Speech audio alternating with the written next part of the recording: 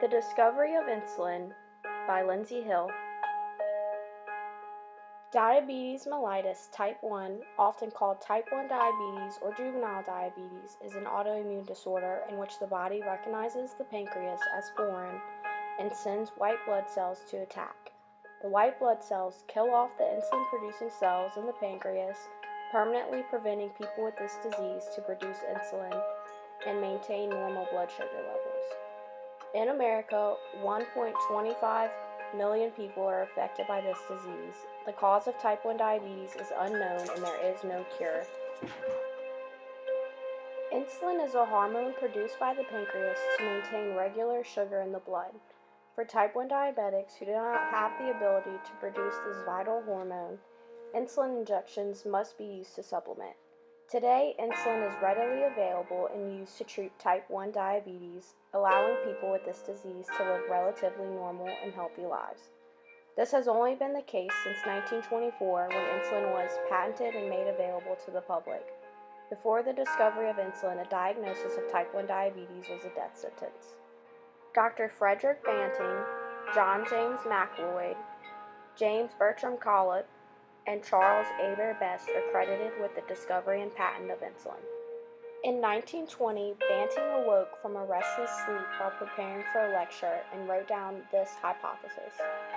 This 25-word hypothesis would lead to the most important medical discovery of the 20th century, changing his life and the lives of millions suffering from diabetes forever.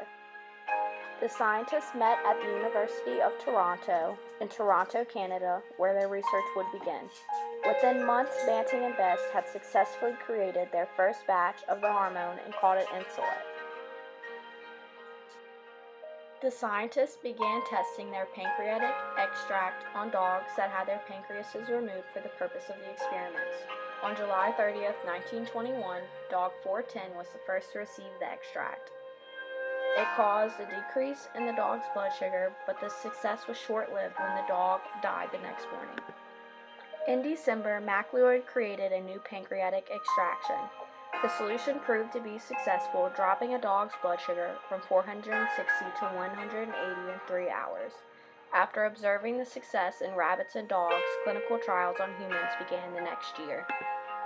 The first person to receive the extract was Leonard Thompson, a 14-year-old boy with severe diabetes weighing only 65 pounds. The results were immediate, with his blood sugar dropping from 520 to 120. He felt better and became much more active. It was the first successful clinical trial on a human diabetic. They continued their tests on 6 more patients with success. In April of 1922, the team prepared a paper detailing all of their work to date. For the first time, they gave the extract a name: insulin. Just 2 weeks short of a year since the beginning of their work, the scientists announced to the world that they had an effective treatment for type 1 diabetes. In January 1923, after many trials of producing insulin in large-scale quantities, a $1 patent on insulin and their method of making it was awarded to each of the scientists. Soon, the production of insulin was spreading to other countries. The scientists were recipients of fame and many awards. The most notable award was the Nobel Prize given to Banting and McLeod for their discovery. Banting shared his award with Best, and McLeod shared his with Collett. The discovery and production of insulin has helped improve and extend the lives of type 1 diabetics everywhere. While the production of insulin was a cornerstone in the treatment of diabetes, there is still no known cause or cure for this disease.